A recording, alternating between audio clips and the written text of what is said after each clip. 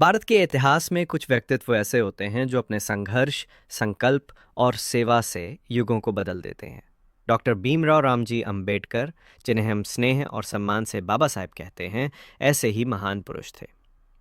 उनका जीवन एक ऐसी गाथा है जो बताती है कि कठिनाइयां चाहे जितनी भी हों, शिक्षा और आत्मविश्वास से हर बाधा को पार किया जा सकता है।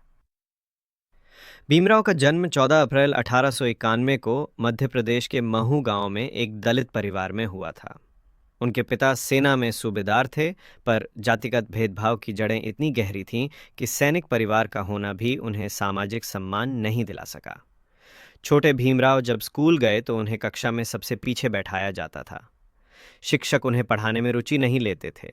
उन्हें न तो स्कूल के घड़े से पानी पीने दिया जाता था, न ही शौचालय प्रयोग करने की अनुमति थी।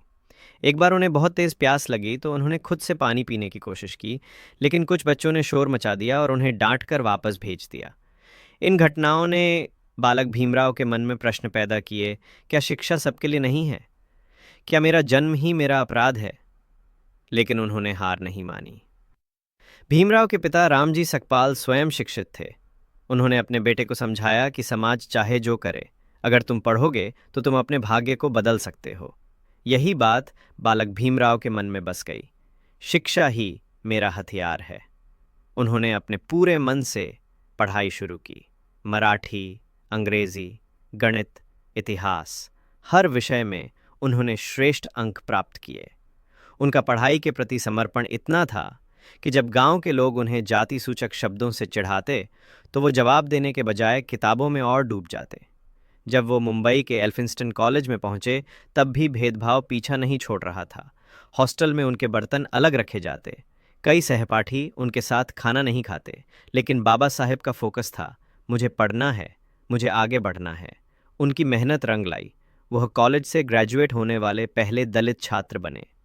यह सिर्फ उनके लिए नहीं, पूरे समाज के लिए एक ऐतिहासिक क्षण था। उनकी प्रतिभा से प्रभावित होकर बड़ौदा के राजा सयाजीराव गायकवाड़ ने उन्हें विदेश भेजने का निर्णय लिया। बाबा साहेब अमेरिका के कोलंबिया विश्वविद्यालय गए, जहां उन्होंने राजनीति, अर्थशास्त्र और कानून की पढ़ाई की।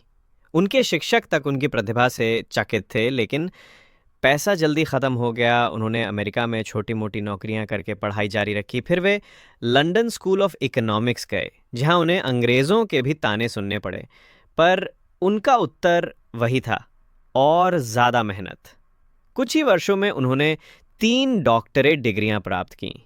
जब वे भारत लौटे तो लोगों ने एक नए बाबा साहेब को देखा, एक पढ़ा लिखा, आत्मविश्वासी और विद्वान व्यक्ति। लेकिन जातिवाद अब भी कायम था। अब उन्होंने ठान लिया कि शिक्षा से न सिर्फ खुद को बल्कि पूरे समाज को ऊपर उठाना है। उन्होंने कहा, शिक्षा वो शस्त्र है जिससे हम सामाजिक युद्ध जीत सकते हैं। उन्होंने छात्रों के लिए हॉस्टल, पुस्तकालय और शैक्षिक संस्थान स्थापित किए। बहिष्कृत हितकारिणी सभा जैसे संगठनों के माध्यम से दलित छात्रों की मदद की। भारत की स्वतंत्रता के बाद जब देश को एक संविधान की जरूरत थी, तो पंडित नेहरू ने डॉक्टर अंबेडकर को संविधान ड्राफ्टिंग कमेटी का अध्यक्ष नियुक्त किया। बाबा साहेब ने ऐसा संविधान बनाया जिसमें समानता, स्वतंत्रता और शिक्षा को मूल अधिकार बनाया गया। उन्होंने कहा, शिक्षा सबका अधिकार है, विशेषाधिकार नहीं। 1990 में भारत सरकार ने उन्हें मरणोपरांत भारत रत्न से सम्मानित किया। ये सिर्फ एक व्यक्ति को नहीं, बल्कि उस संघर्ष को सम्मान था जो उन्होंने शिक्षा के माध्यम से लड़ा।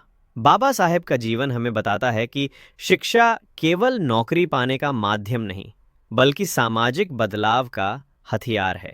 उन्होंने हर अपमान, हर तिरस्कार को प्रेरणा में बदला और एक ऐसा भारत बनाया जिसमें हर बच्चा बिना डर के स्कूल जा सके।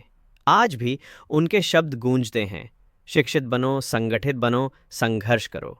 बाबा साहेब ने जो रास्ता दिखाया वो आज भी लाखों युवाओं के लिए प्रेरणा है।